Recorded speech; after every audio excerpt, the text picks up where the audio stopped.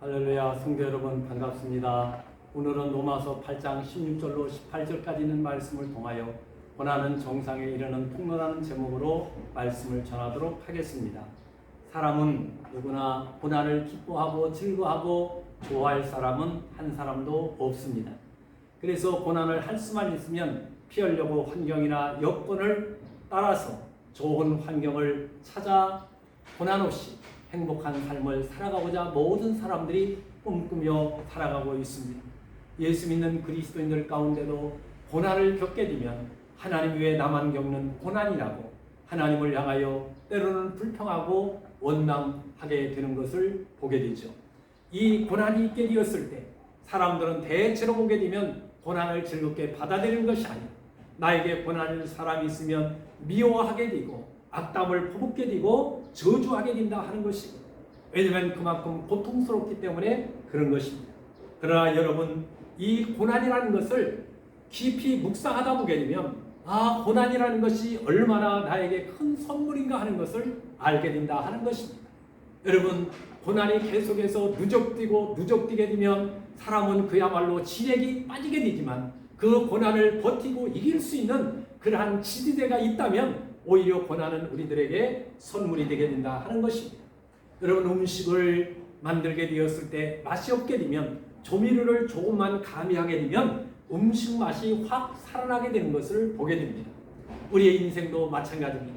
고난을 통해서 우리는 성숙해지고 고난을 통해서 우리는 맛깔스러운 그러한 삶을 살아가게 된다 하는 것입니다. 고난을 당하게 되면 사람들은 하나님을 무시하다가도 하나님을 찾게 됩니다. 그래서 천부여 의지없어서 손들고 옵니다. 하나님 앞에 엎드려 눈물 콧물 흘리면서 기도하다 보게 되면 하나님을 만나게 되고 하나님의 은혜를 경험하게 되고 문제를 해결받게 되고 하나님이 이래서 나에게 고난을 주었구나 하는 것을 알고 난 다음에 오히려 하나님 앞에 감사하게 되는 것을 보게 됩니다. 고난을 통하여 정상에 이르는 그러한 통로인데 적어도 우리는 첫째로 영광의 정상에 이르는 통로가 바로 고난이라는 것을 알아야 합니다. 오늘 17절에 있는 말씀을 한번 보시기 바랍니다. 자녀이면 또한 상속자 곧 하나님의 상속자요 그리스도와 함께한 상속자니 우리가 그와 함께 영광을 받기 위하여 고난도 함께 받아야 할 것이니라. 아멘. 여러분, 하나님의 상속자는 그리스도와 함께 고난을 받게 되었을 때 비로소 영광스러운 그러한 자리에 앉게 된다는 것입니다. 쉽게 이야기하게 되면 십자가 없는 영광이 없듯이 고난 없는 영광도 없다는 것입니다. 고난의 나무를 통해서 영광의 열매를 맺게 된다는 것을 알아야 합니다. 그래서 사도 바울은 고난당하는 초대교회 성도들을 향하여 이 땅에서 받는 고난은 장차 나타날 영광과 좋게 비교할 수 없다라고 그는 그렇게 고백하게 되었던 것을 보게 됩니다. 우리가 예수 믿는 성도들이 고난당하는 이유는 여러 가지가 있습니다. 그 중에서 대표적인 몇 가지 예를 들게 되면 불신자들로부터 우리는 이런저런 핍박을 받는 고난을 겪기도 합니다. 또한 교회 안에서 직분을 감당하다 보게 되면 믿음 없는 사람들을 통하여 고난을 겪기도 하게 됩니다. 예수 믿으십시오. 예수 안에 영원한 생명이 있습니다. 라고 전도하게 되었을 때 우리는 때로는 고난을 겪기도 합니다. 사단의 시험과 또 원수 마귀로부터 각종 오는 그러한 환경적인 영적인 그러한 고난도 있다 하는 것입니다. 이러한 고난에서 우리가 승리하게 되면 하나님의 자녀가 될 뿐만 아니라 영원한 삶을 보장받게 되고 임마는 하나님이 친히 동행해 주실 뿐만 아니라 영광과 존귀를 얻게 된다는 사실을 우리는 알아야 합니다. 초대교회 베드로전서 4장 12절 이하에 있는 말씀을 보게 되면 이런 말씀이 있는데 한번 잘 들어보시기 바랍니다. 사랑하는 자들아, 너희를 연단하려고 오는 불시험을 이상한 일 당하는 것 같이 이상히 여기지 말고 오히려 너희가 그리스도의 고난에 참여하는 것으로 즐거워하라. 이는 그의 영광을 나타내실 때 너희로 즐거워하고 기뻐하게 하려 함이니라. 아멘. 여러분, 우리가 연단받고 고난받게 되지만 이것은 장차 주님이 오시게 되었을 때 영광스러운 그러한 기쁨의 자리가 되게 될 것을 분명히 말씀하고 있습니다. 잠깐 이 땅에서 우리가 고난을 겪게 되지만 그 고난은 우리의 믿음을 온전케 하고 또한 우리의 믿음을 굳건하게 하고 우리의 믿음을 강하게 하고 우리의 믿음을 견고하게 한다는 사실을 기억하시면서 고난을 통하여 여러분들이 믿음으로 정상에 이르는 그러한 복된 삶을 살아갈 뿐만이 아니라 영광스러운 자리에 앉게 된다는 확신과 믿음을 가지고 이 땅에서 잠시 맞는 고난 때문에 힘들어하고 괴로워하지 말고 오직 믿음의 주여 온전케 하시는 이 주님을 바라보며 주님의 십자가의 고난을 묵상하면서 고난을 이겨나가시기를 주의 이름으로 축복합니다. 두 번째는, 첫째는 영광에 이르는 통로라면 두 번째는 믿음의 정상에 이르는 그러한 통로가 되게 된다 하는 것이죠. 욥기 23장 10절에 있는 말씀 보게 되면 욥이 그런 고백을 하게 되죠. 내가 가는 길을 그가 아시나니 하나님이 안다 이겁니다. 그러면서 하나님이 나를 단련할 후에는 순금같이 나오리라고 그는 그렇게 고백하고 있습니다.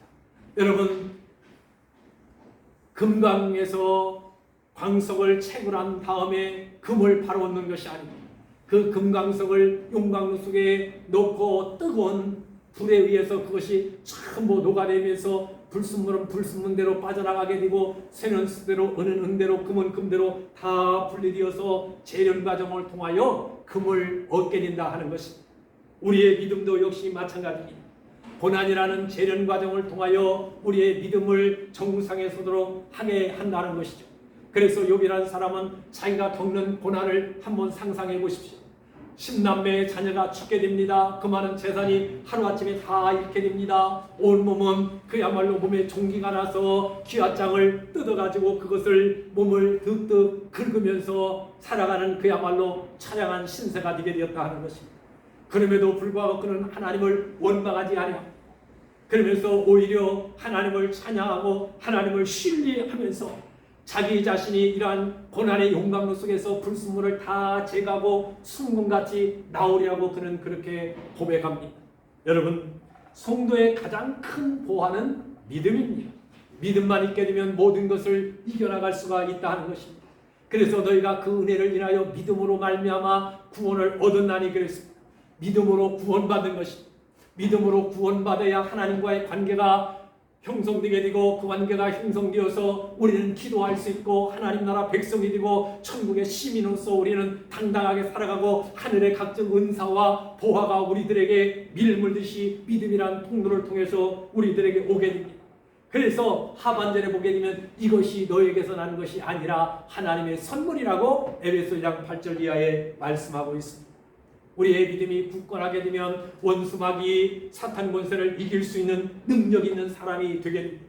마지막에는 칭찬과 영광과 존귀를 얻게 된다라고 베드로전서 1장 7절에 말씀하고 있습니다. 사랑하는 성도 여러분, 믿음으로 여러분들이 이 땅에서 정복하기도 하고 믿음으로 고난을 이겨나가기도 하고 믿음으로 때로는 할 수 없는 것을 할 수 있거든요. 무슨 말이냐? 믿는 자에게는 능치 못함이 없다라는 하나님 말씀을 인용하여 그야말로 여러분들 앞에 있는 문제를 돌파하며 나가시기를 주의 이름으로 축복합니다. 마지막 세 번째는 바른 행위의 정상에 이르는 통로가 되게 된다 하는 것입니다. 시편 119편에 있는 말씀 보게 되면 고난당하기 전에는 내가 그릇 행하였더니 그랬습니다. 이제는 주의 말씀을 지키나니 과거에는 내가 하나님을 믿는다라고 하게 되었지만 평안과 풍요 속에서 아무런 문제 없이 살아가게 되었을 때 하나님의 말씀대로 살지 아니하고 잘못된 삶을 살게 되었다 하는 것입니다. 그러나 고난을 통해서 내 자신을 돌아보게 되었을 때 말씀대로 살지 못하게 된 것을 시편 기자는 회개하게 되고 말씀을 지키게 되었다라고 고백하게 됩니다. 여러분, 고난은 하나님을 만나는 통로요, 고난은 축복의 통로요, 고난은 은혜의 통로가 된다는 사실을 알아야 됩니다. 고난을 통해서 시편 기자는 죄를 깨닫게 되었습니다. 자기의 잘못된 그러한 습관이 어떤 것인가 하는 것을 알게 되었습니다. 그릇된 마음을 그는 버리고 이제는 정상적인 하나님의 말씀 안에서 바른 그러한 삶을 살게 되었다 하는 것입니다. 신명기 8장 2절 이하에도 보게 되면 하나님께서 이스라엘 백성들을 하여금 이 40년 동안 광야길을 걷게 하게 된 것은 그들을 낮추고 그들을 겸손하게 하고 시험하사 그들이 하나님의 말씀을 잘 듣고 순종하는지 불순종하는지 그것을 알게 하려 함이라고 말씀하고 있습니다. 광야길을 단숨에 지나서 가나안 땅에 갈 수 있게 되었지만 하나님은 40년 동안 그들을 낮추시고 시험하여 하나님의 말씀을 잘 지킬 수 있는 그러한 영적인 훈련된 하나님의 백성으로 만드는 과정이었다 하는 것입니다. 그래서 그들은 젖과 꿀이 흐르는 가나안 땅에 모세에 이어서 여호수아를 통하여 들어갈 수 있도록 하나님은 그 약속대로 언약대로 모든 것을 성취하게 되었다 하는 것이죠. 여러분, 우리는 오늘 이 한 시간 고난은 나를 불행하게 만드는 그러한 도구가 아니라 오히려 나로 하여금 하나님을 찾게 하고 또한 나를 낮춰서 겸손하게 오직 하나님만 바라보게 하는 그러한 믿음의 통로가 되게 된다는 사실을 기억하시고 또한 영광의 통로가 되고 또한 하나님과 나의 관계를 바르게 만드는 통로라는 것을 기억하시면서 나를 위하여 십자가에서 대속의 피를 흘리신 주님의 고난을 생각하면서 여러분들이 고난을 믿음으로 잘 이겨 그야말로 승리하는 멋진 동문교회 성도 여러분들이 되시기를 주님의 이름으로 축복합니다. 기도하겠습니다. 하나님 아버지, 은혜와 사랑을 감사합니다. 고난은 정상에 이르는 통로라고 말씀했습니다. 하나님 영광에 이르고 또한 믿음의 정상에 이르며 하나님과 사람과의 관계를 바르게 하는 것이 고난을 통하여 아버지 하나님 나로 하여금 그 정상에 서도록 하는 통로라는 것을 기억하며 우리 앞에 펼쳐지는 고난과 시험과 역동과 환난을 잘 이겨나갈 수 있는 동문교회 성도들 되게 해 주옵소서. 오늘도 가정에서 차량 안에서 병원에서 요양원에서 예배하는 모든 사랑하는 성도들에게 하나님 주여 너희가 세상에서 환난을 당하나 담대하라 내가 세상을 이겼다라는 주님의 음성을 듣고 믿음으로 승리할 수 있는 귀한 교우들 되게 해 주옵소서. 이 밤도 평강의 주님이 함께하여 주실 줄 믿사옵고 예수님께 하신 이름으로 감사의 간절히 기도합니다. 아멘. 할렐루야. 감사합니다. 오늘 저녁도 평안하시고 주일날 교회에서 뵙겠습니다. 감사합니다.